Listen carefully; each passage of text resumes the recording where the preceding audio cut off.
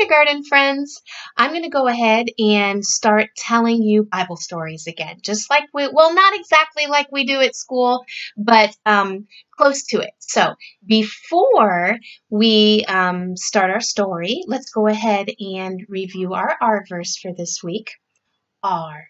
Remember the Sabbath day to keep it holy. Good job. Let's do that one more time. R. Remember the Sabbath day to keep it holy.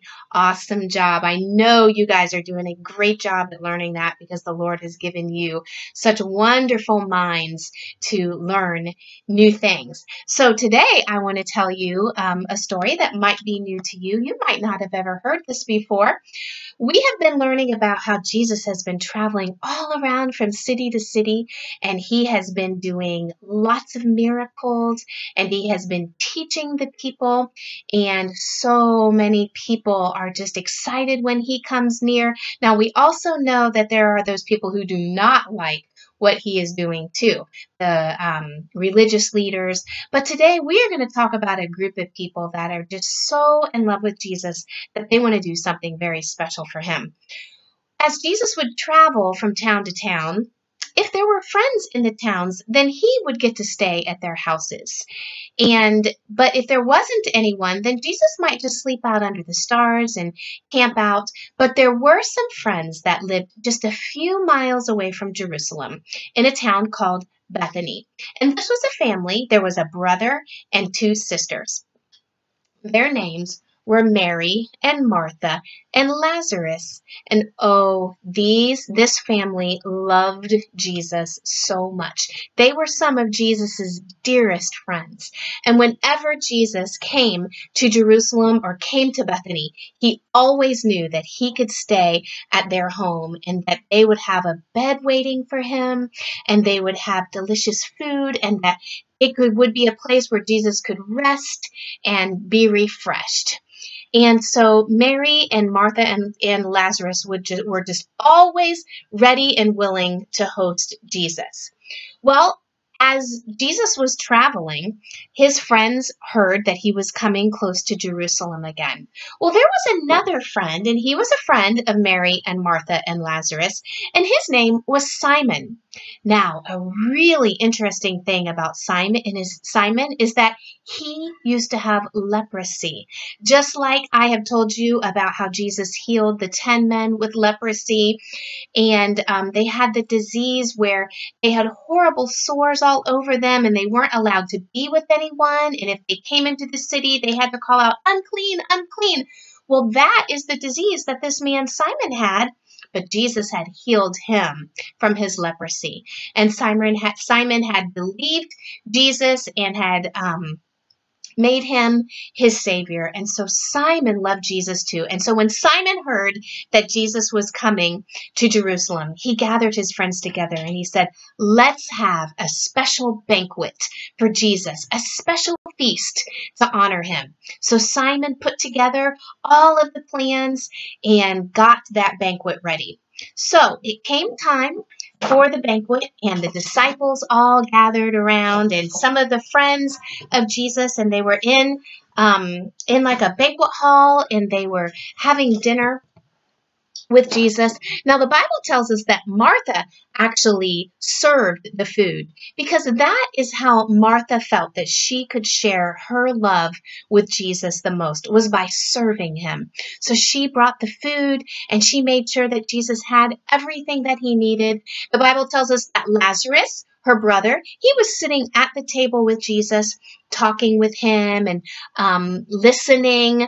And then there was the sister Mary, who was just sitting back and wondering what could she do to show her love for Jesus.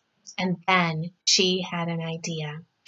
She went and got a very, very special jar that held expensive perfume in it. The Bible tells us that the perfume in this jar was so expensive that it would have taken somebody one whole year of working to earn the money for the perfume that was in this jar. But Mary, because it was that special and expensive, she thought that it would be the perfect thing to bring to Jesus. So she worked her way through the crowd and she got up to Jesus. And then she did something that made everybody stop and watch and wonder, what is Mary doing? She took that jar and she unscrewed it. And then she took it. And first, she poured it on Jesus's head to anoint him. And then she took that jar and she poured out the rest of the perfume onto Jesus's feet. And then she took her own hair and she kneeled down and she rubbed and wiped and cleaned Jesus's feet with that perfume and with her hair. And the disciples and the other friends there were watching. Oh, they could smell that beautiful perfume and they're wondering, what's going on? Who is doing that?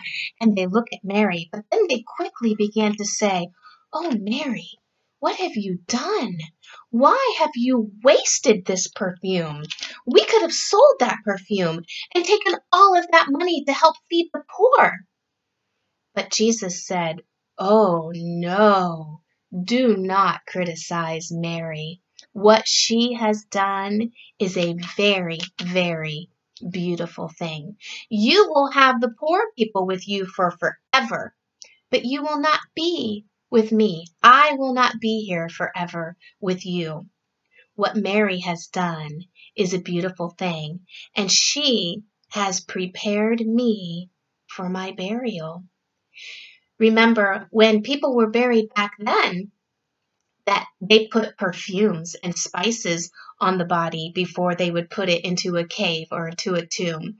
And that is what Jesus was talking about. He was once again trying to warn and trying to help the disciples understand that he was going to be dying and that he was going to be buried, and that what Mary had done was a very, very beautiful thing.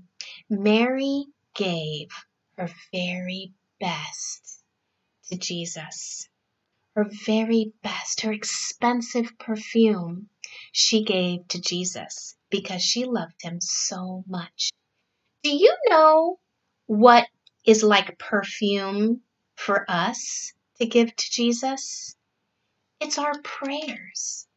The Bible says that our prayers are like a sweet smell or a sweet aroma that goes up to heaven. And so that is something that you can give to Jesus. Just like Mary gave her very best perfume, you can talk and pray to Jesus, and that will be a sweet perfume to him. Another best thing that you can give to him is your life. You can give Jesus your heart. You can love him and you can follow him and choose to have him as your Savior. You can give him your mouth and your hands and your feet and your thoughts and your ears so that everything that you do brings honor and glory to Jesus. I hope that you will choose to do that.